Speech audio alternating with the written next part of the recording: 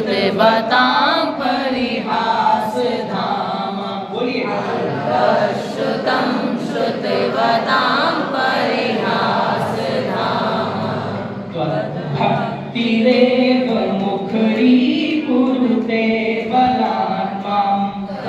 भक्तिरेव मुखरीकुरुते बलान् मां। यत् कोकिलः किलमधौ मधुरं विरोति। यत् कोकिलः किलमधौ मधुरं विरोति। तच्चाम्रचारुकलिकानिकरैकहेतु।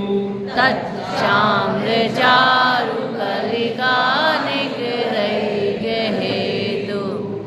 अब फिर से वो ये उसी प्रश्न का उत्तर दे रहे हैं कि जब आपको सामर्थ्य ही नहीं है, फिर ऐसी कौन सी चीज है जो आपको सामर्थ्य के बाहर का काम करने के लिए आपको वश में ला रही है, आपको उद्यत कर रही है।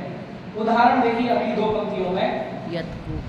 यत कोकिला, यत माने जो, जैसे, कोकिला माने कोयल, कि वो कोयल, किल माने वास्तव में, मधौ, मधौ माने वसंत ऋतु में, जब सारे पेड़ पौधे खिले हुए होते हैं, आम की मंजरी आ जाती है, मधौ माने वसंत ऋतु में, मधुरम विरौती, मधुरम माने मीठी आवाज में, विरौती माने पूजती है, गाती है। कब? मधौ, वसंत ऋतु में। और तच्चाम्र, अब कोई पूछे कि वसंत ऋतु में ही क्यों इतना मीठा गाती है, तो तच्चाम्र चारुकलिका निकरैक हेतु, कि वह च मतलब ये अव्यय स्वरूप है, चारु, चारु मतलब सुंदर, कलिका, कलिका किसकी कलिका? कि आम्र कलिका, कि वो सुंदर आम की मंजरी, आम के पेड़ के ऊपर जब आम निकल रहे हो उसकी मंजरी देखते हुए वो जो कोयल है, निकरैक हेतु, निकर माने समूह, उस आम की कलाओं का, आम की मंजरी का समूह, एक हेतु, कि एकमात्र वही हेतु है, वही कारण है जिसको देखकर वो कोयल को रहा नहीं जा रहा है और वो बसंत ऋतु में कूज रही है। ठीक है, उदाहरण को कंक्लूड कर रहा हूं कि जैसे बसंत ऋतु में एक कोयल कूजती है, तो उसका क्या कारण हो सकता है कि एकमात्र आम की मंजरी, इतनी सुंदर आम की मंजरी का समूह निकल रहा है कि वो कोयल रुक नहीं पा रही है गाए बिना, तो वो उसको देखकर एक ही हेतु बन रहा है, एक ही कारण बन रहा है कि वो कोयल उसको देखकर गा रही है। ऐसे ही हे भगवान, अल्पश्रुतम, बोलो उस कोयल ने ये सोचा था क्या कि मेरे पास ऑडियंस है कि नहीं? उसने सोचा कि मेरे को सुनने वाले, गायन सुनने वाला कोई मिलेगा नहीं मिलेगा? ऐसे ही हे भगवान, अल्पश्रुतम, कि मैं अल्पश्रुत हूँ, मैं कम बुद्धि वाला हूँ, मेरे को बिल्कुल ज्ञान नहीं, श्रुत माने ज्ञान, मुझे बिल्कुल ज्ञान नहीं है, अल्प मंद बुद्धि वाला हूँ। ये कौन बोल रहा है? आचार्य भानुकुल। और श्रुतवतां परिहास धाम, श्रुतवतां माने बुद्धिमानों के द्वारा, जो बुद्धिमान है, विद्वान है, श्रुतवत माने बुद्धिमानों के द्वारा, परिहास धाम, हंसी का पात्र बनूंगा, क्योंकि मुझे तो आता नहीं है, और यदि मैं बोल पड़ा तो मैं बुद्धिमानों के द्वारा, जिन्हें आता है, विद्वानों के द्वारा, परिहास धाम, मैं हंसी का पात्र बनूंगा। लेकिन हंसी का पात्र बनूंगा इसकी मैं बिना चिंता किए, कोई सुन रहा है कि नहीं सुन रहा है, ऑडियंस है कि नहीं है, फिर किस लिए स्तोत्र कर रहा हूं?